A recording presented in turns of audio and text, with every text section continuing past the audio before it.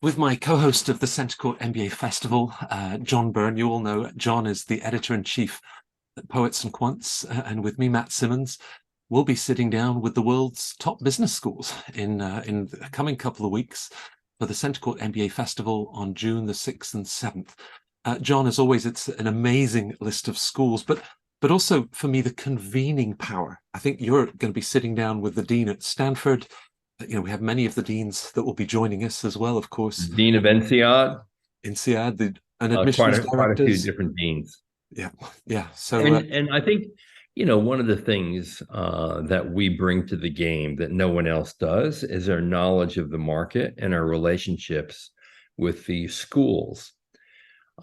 We can ask about data analytics and sustainability and diversity and equity and inclusion and the impact of artificial intelligence and experiential learning. And we have such a wealth of knowledge about the programs and the context in which the programs operate that I think there's nothing like it anywhere in the world.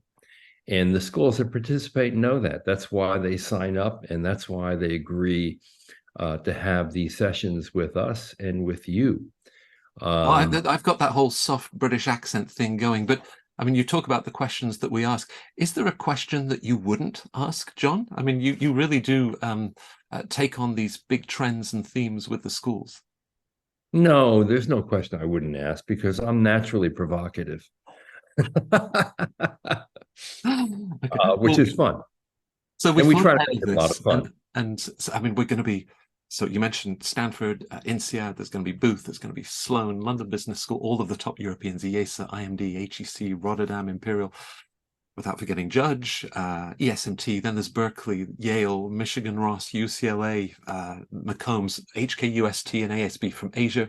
So it really is bringing together all of those top schools as part, perhaps, of a trend. I mean, the last year has been a tough and slow market. How do you see demand for the next year's 2023-24 US MBA admissions cycle picking up?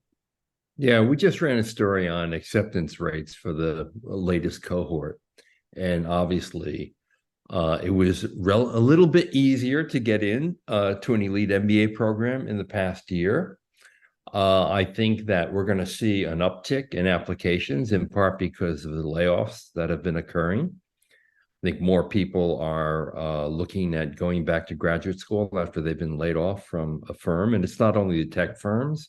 There have been layoffs throughout the economy, and most of those layoffs occur among young professionals who don't have an MBA, in fact. So I think we're going to see, I don't think we're going to see a big increase because I don't think, we haven't really been in a recession, which typically raises applicant pools. But I think that we will see some increase.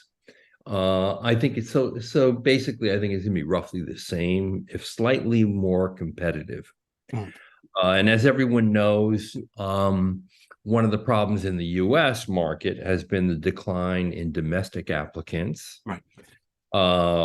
So I think these layoffs in the US could help somewhat, but it's not going to return to any like peak level at all. Well, of course, So PQ is the ultimate tracker, I think, of those trends. As you know, with my work, speaking regularly with candidates from all over the world, we saw that uptick, I think, in the last 2 years, perhaps a renewed confidence in the US market for international students. There's the H-1B that they feel more confident about. I don't think we've yet seen a return in demand from China. Perhaps tensions between Beijing and Washington are still a little too high. But very interesting, talking to candidates with those initial tech layoffs that began at the end of last year. My sense was that many of them felt that they could quite quickly and easily find other roles in tech. Whereas with SVB and then Credit Suisse and other banks struggling, we've certainly been talking to a lot more working in financial services, a lot more from private equity. I mean, these very lucrative areas where undoubtedly people were postponing their plans, and maybe the big four too. We don't see it yet so much from MBB, but I mean, we're also tracking that, and Poets and Quants has been talking about job offers for the 2023 market and demand from the big consulting firms. And the job offers are still pretty strong. what's happened, particularly in the consulting arena, is that some of the big firms have asked students if they would like a later start date. And basically, they're simply managing the demand and supply issue right now. Usually troubled times are great for consultants because there's greater need for them. And they certainly anticipate that moving forward. So, I think that the market is still strong. There haven't been any major cancellations of interviews for internship interviewing come the fall. And I think, it does prove the enduring value of the MBA. I mean, there may be some people who think, oh, do I really need an MBA? I would say, yes, you do. It's not only because you can't get into certain industries without it, but more importantly, it protects you on the downside. It makes it far more likely that you're going to get a career instead of a job. You're going to learn a lot. You're going to meet people who are going to help you throughout your entire life. And not only your classmates, but faculty who will take a direct interest in you and help mentor you. And you'll learn all the basics that you may not know in accounting, statistics, finance, marketing, strategy, operations. And if you want to start a company, it's a great place to incubate a company. And you have plenty of guinea pigs in your classmates. And you have faculty who will help you pivot your idea and make it more successful. And in many cases, you get seed money from schools and entrepreneurship competitions that you wouldn't otherwise be able to get. In other words, you're increasing the odds of success if you are going to incubate a company on a business school campus. Right. Because the failure rate for startups is high. Yeah, with all of the hard skills that you list, and analytics, the network. Another aspect that I think Centre Court constantly brings to people's attention are those more personal skills, that the personal development. And certainly as we think about the potential impact of artificial intelligence in this post-GPT world, we talk about agility, decision making, to actually stay on top of a very fast-moving tech space, and how that will just have an effect everywhere.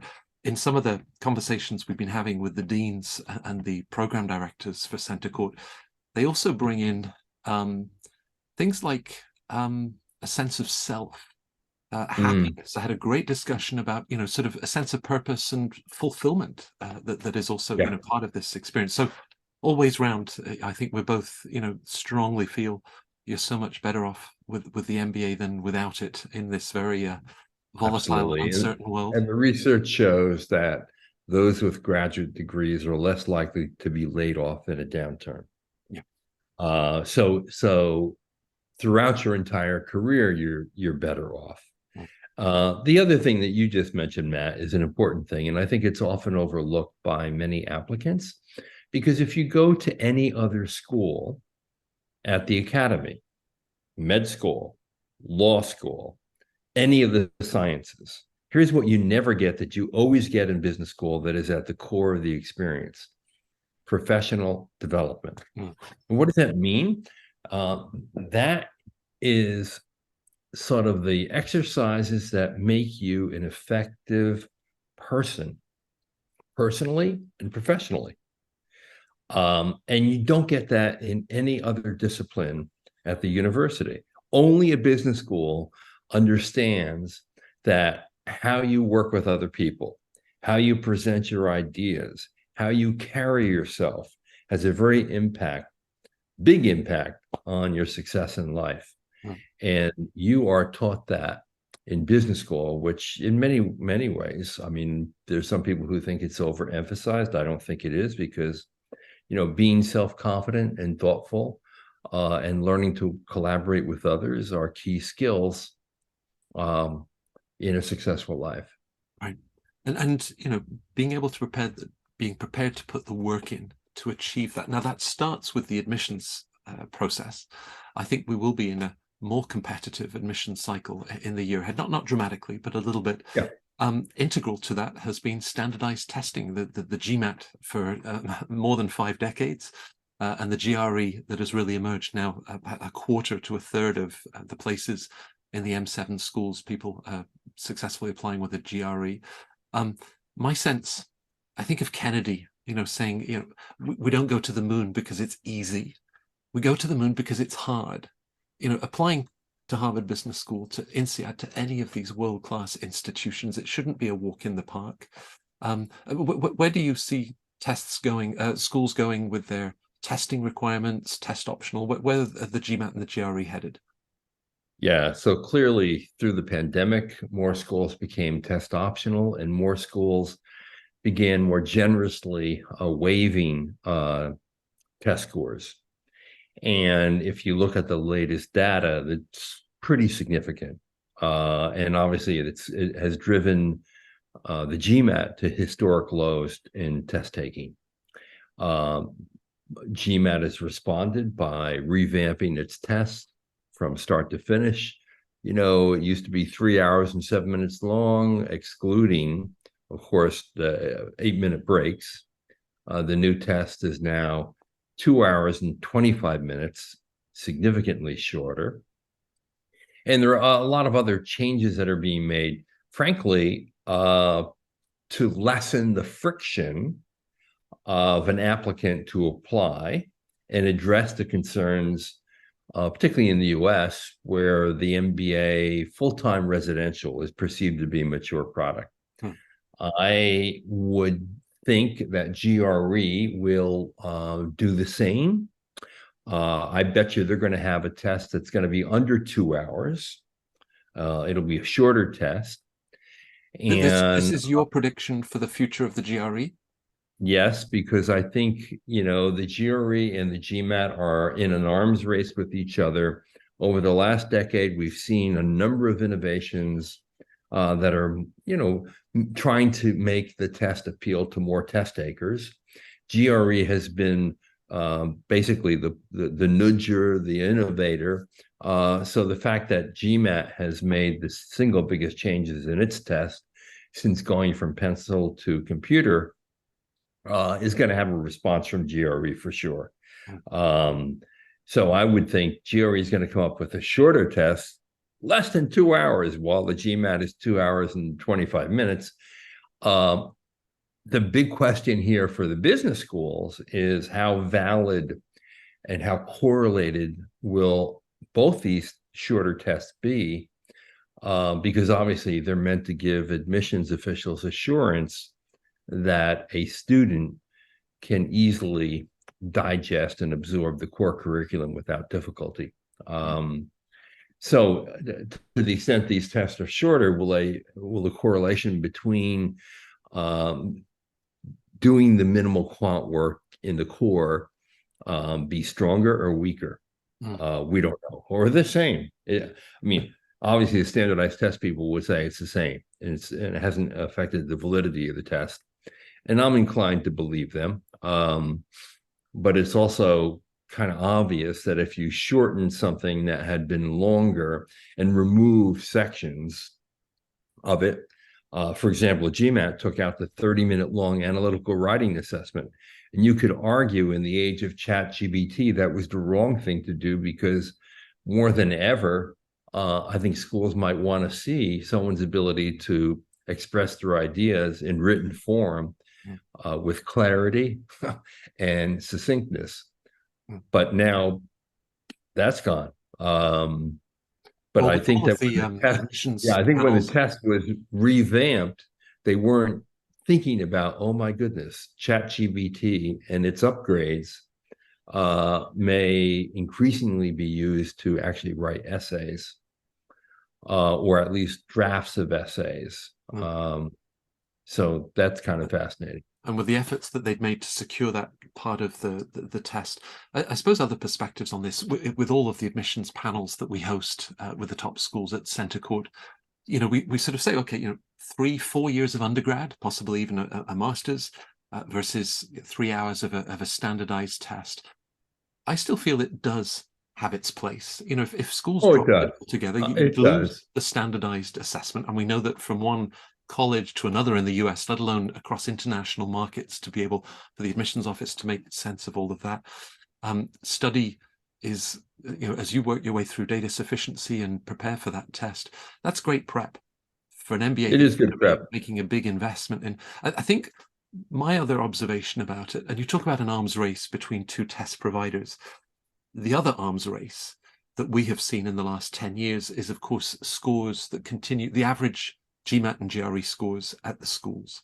And there's been a lot of facilitating. You can take another test after 16 days and as many as 5 in a year.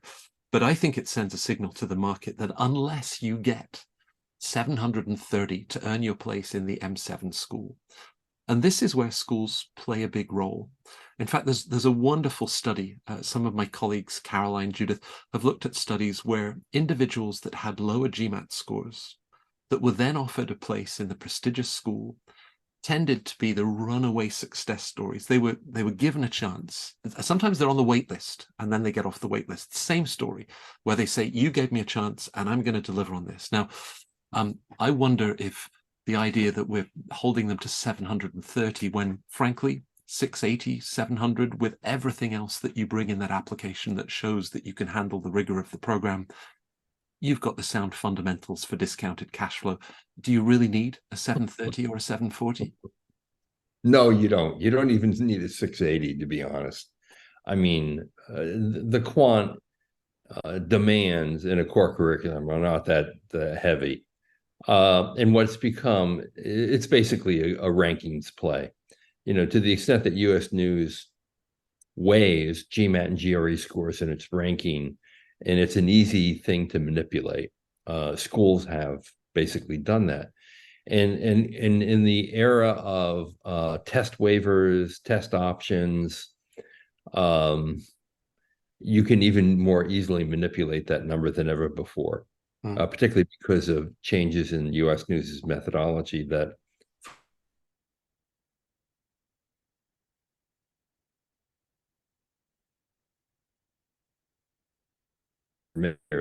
Kirsten Moss would often say one of the most distressing things that she confronted every single year was, yes, they have the highest average GMAT of any business school in the world.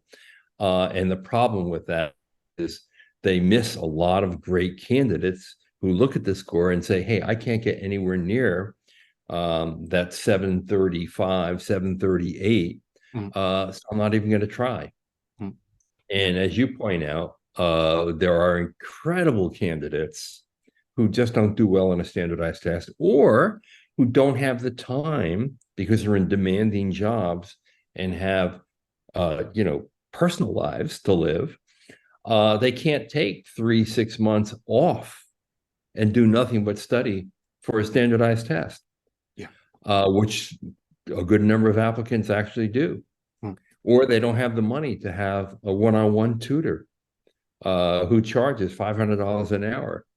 There are people who do that. So, the ding on the test is that the correlation between success in the core and the test itself is not as strong as many people would like it to be. The other ding on the test is that it's biased against underrepresented minorities, women, and international students who have to take the test when English may be a second language for them. And the evidence suggests that that is all true.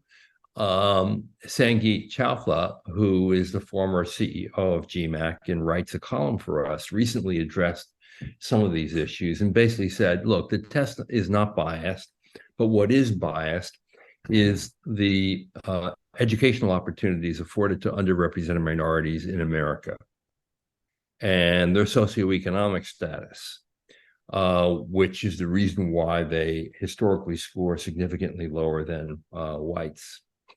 It has nothing to do with the test. I'm not so sure about that, but that's the counter argument. I do agree with you that studying for the test, taking it, is great preparation for a rigorous MBA program, so that when you do encounter the core, and let's face it, you've been out of school 3 to 5 years already, you got to get back into that mind frame. It's helpful to have to go through a test, study for it, to just get your head in the right place. So you're not going to struggle. Yeah. Or if you do struggle, your classmates will help you because you're not going to struggle as much Mm. because you study for this exam. Yeah, and I think I would be perhaps not mistrustful, certainly mindful if we have a top school that is test optional. Let's face it, if that school gets two great candidates and one puts in front of them a solid, well-balanced test score, GMAT or GRE, that's a valuable extra data point. So, if you're going to go for a moonshot and put everything into applying to the world's top business schools, and I think the tests are included. Now, you remind me with Centre Court, we've been so fortunate in the last 6 years. Every year we have welcomed Kirsten Moss, the admissions dean and admissions director at Stanford. I remember Kirsten, our first session together at the NASDAQ Center on the West Coast, the first thing she said, she thought that Oh yeah, Stanford's GMAT averages were too high. right. But she, with all of her peers from the other top schools, I think that level of candor, that they're so they really are admissions folks. We talk about this a lot. They're not there to reject people. They're there to find the qualities, the grit and the determination in any individual to earn their place. Michael Robinson at Columbia at the last festival said, our job, we need to identify when someone has taken a tough road, that it wasn't a red carpet that was rolled out for them and everything that they've done to get here. So hats off to the admissions offices to use all of this intelligently. You mentioned earlier how it can distort the rankings. I mean, John, what's up with the rankings this year? So we know that The Economist is no longer going to do any ranking. Forbes has not done a ranking for 4 years, and I pretty much doubt that they're going to return to it as much as they want to. So you're left with three major rankings: U.S. News, the Financial Times, and Bloomberg Business Week. And U.S. News just recently did a revamp of their methodology. It caused a lot of variation in the results. A lot of people are unhappy with it, but that's a result of the boycott of U.S. News by law and medical schools, which kind of forced them to rethink their methodology for all their graduate rankings. And I think the volatility in any given ranking lessens its credibility overall. But essentially, you now pretty much have U.S. News in the U.S., which is entirely U.S. centric, and you have the Financial Times in Europe and Asia. And those are really the two major rankings that people pay attention to. I mean, what I like about what we do in a composite ranking, frankly, is in one place you can see where every school ranks across the major rankings. And then, of course, we do a mashup. And we don't merely give each ranking equal weighting, because I don't believe that all the rankings are as good as they need to be. So I literally weight them. For those of you who don't know, I have the dubious distinction of having created the first full-time regularly published ranking in Business Week back in 1988. That's before U.S. News ranked business schools, 11 years before Financial Times ranked business schools. So I know a lot about the black box, the mysterious black box, in which all these numbers and metrics go in and get mixed up into a stew. I know what kind of anomalies appear when you play with statistics and what the problems are. So I like our composite ranking because in one place you can see it all. And when you see one school that's ranked, let's just give some numbers out: 12 by one, 25 by another, and 14 by another. You know that 25 is an aberration, and you can pretty much toss it out. And that's the beauty of a composite ranking, where you see how each of these schools score across the realm of major influential rankings. And I think that's really helpful. So, the rankings are here to stay. I think if anything, we actually intend to do more rankings to fill the gap created by Forbes and The Economist. And I'm very much interested in doing student-centered ranking that really takes into account the learning experience and the academics, and is maybe less reliant on actual salary and actual admission standards. Although I think those, the inputs, the outputs, and then what's in the middle are all equally important, to be honest. But oftentimes I think that getting the job that you want is one of the single most important criteria. So, when you ask a graduate, did you get the job in the industry that you wanted? And did you get the job in the company that you wanted?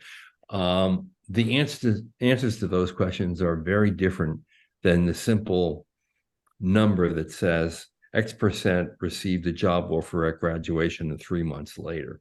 And I think that level of detail is so much more important and kind of really fascinating.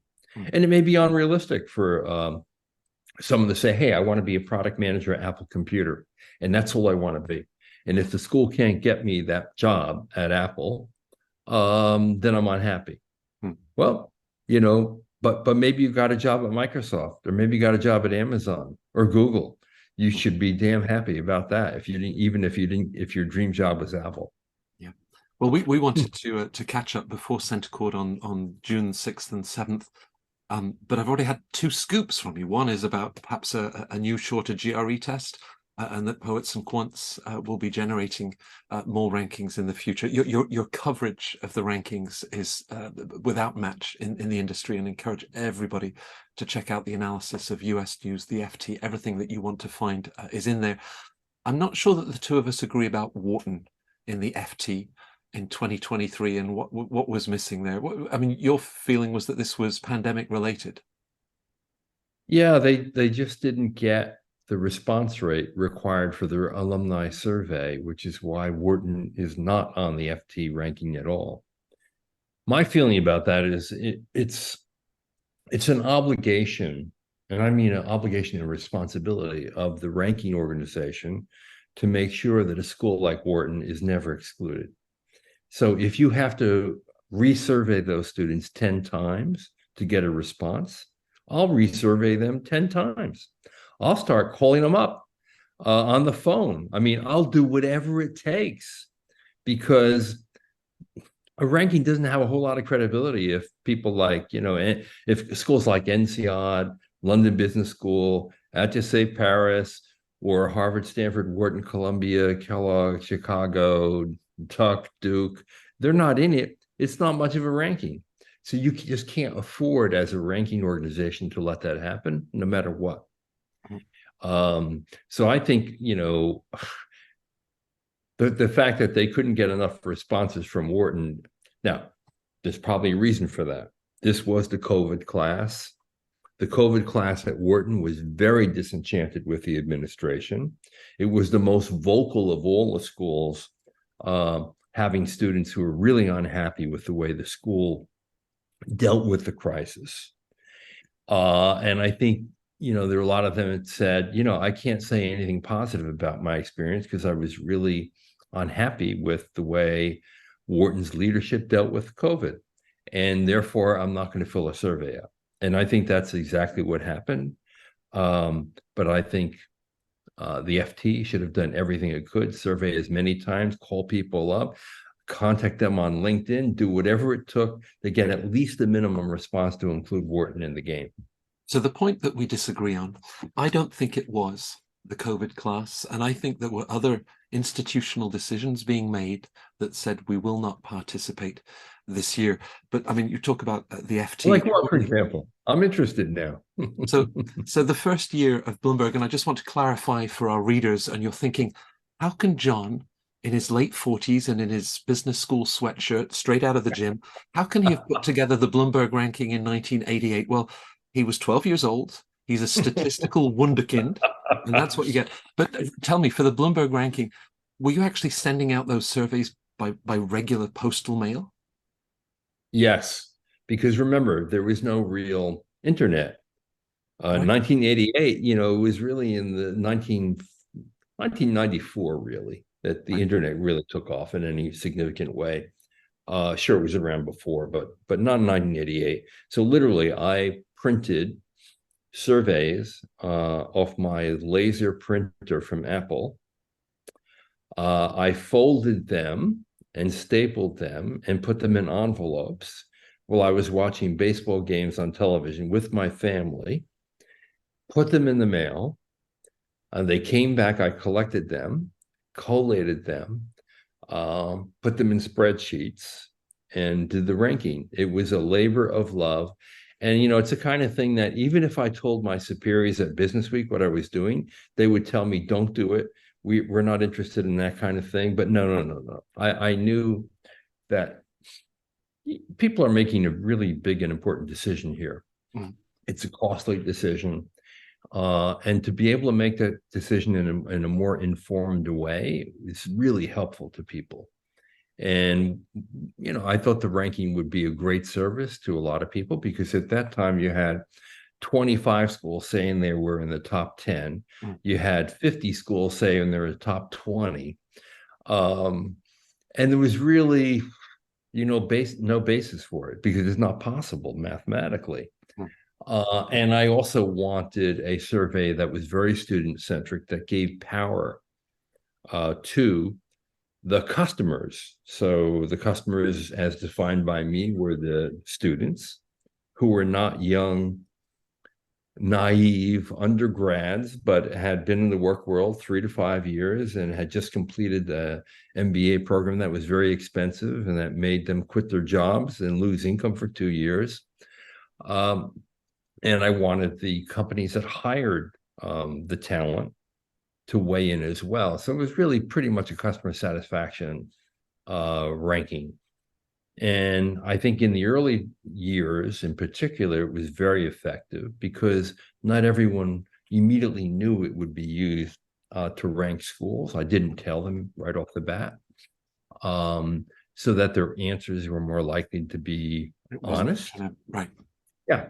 And today, I think when you survey students or alumni, while I still think it has some value, the problem is a cheerleader effect. People know it's going to be used for ranking, so therefore they're not as candid as you would want them to be in assessing the program. So either you have to ask very clever questions to get more honest answers, or very specific and precise questions that can't be answered in a way that's going to inflate the program's value. Right. With all of the alumni that we welcome to Centre Court and that we meet in our daily work, I asked them, would you do it all again? Invariably, they say yes. I mean, both of us, I know, are champions in business education, the doors that it will open, the opportunities, the self-confidence it will create, to go and live your hopes and dreams. What could I hope for more for any individual? But I mean, your labor of love with the rankings, the last nearly 15 years with Poets and Quants, everything that you've provided to the business school community to think about their next steps. I mean, you really do believe in business education and the MBA. Totally. I think it's a no-brainer investment. I know you look at the price tag on some of the elite MBA programs and you might be, wanting to fall down on the floor in shock. But there's tremendous amounts of scholarship aid available. The return is still there. Let's face it, if you land the job at a top consulting firm, you're starting at $165 a year with a $35,000 sign-on bonus, and I'm not even counting your year-end performance bonus. That puts you close to $250,000. Now, not everyone's going to do that, because you might not want to do that. But the rewards across the board in healthcare, in real estate, in fields that are not necessarily consulting, finance, and tech, are very good for MBA graduates. And you don't have to go to an M7. You don't have to go to even a top 25 school to realize the rewards of that degree. You can go to a school that's ranked, 85 and have an incredible career, and learn a lot and meet people that you want at your dining room table every night, because they're fascinating, they're interesting, they're like-minded, they're ambitious for not merely for themselves, but for wanting to have a meaningful impact on the world and on society. And around that dinner table, some lifelong friendships. So we're excited, of course, that Centre Court might be the first step for some of you as you think about business school. And John will bring all of this energy. He's never any different. This enthusiasm to the festival, which is June the 6th and 7th, as we met. It's bringing together so many of the world's top business schools from Asia, from Europe, from North America, the deans, the admissions directors, heads of programs. It's a fascinating and wonderful couple of days. So we hope that will join us. You can sign up on the poetsandquants.com website. If you go to the events section, you will find Centre Court with a list. And John, we look forward to welcoming everyone in a couple of weeks' time. Yeah, I'm really looking forward to it. And again, I want to just say this. There is no other event in the world on business school admissions that has two, and I'll say this, even though I'm humble, of the most knowledgeable observers of business education in the world, and people who are entirely responsive to you. You email me, you want to talk to me, I am there all the time. It's why when I walk through airports, people take selfies with me all the time, and it never ends. And it's because I am accessible. I am trying to be as helpful as I can. And we're trying to make these conversations real. Okay. So while all the schools may have their own webinars, I think they're very scripted and rehearsed. And I think our conversations tend to be much more candid, often sometimes provocative, which make them far more interesting. And I think we add a lot of value. Mm. And one of the key things in getting into a highly selective business school is your research. You need to know a lot about the school, because a school will be interested in you if it knows that you are interested in them. Mm. And these sessions help you understand what makes a business school tick, what are the most important elements of the program, what do students take away from these programs, what does it take to get into them, and what are the career outcomes. And that's a really valuable research for you to increase your odds of getting into these highly selective programs. Well, we look forward to seeing all of you. If you cross John's path in the airport, don't forget to ask for the selfie, and don't address him as Mr. Clooney. It is Mr. Byrne. And we'll see you June 6th and 7th. A pleasure. Hey, thanks for watching, everybody.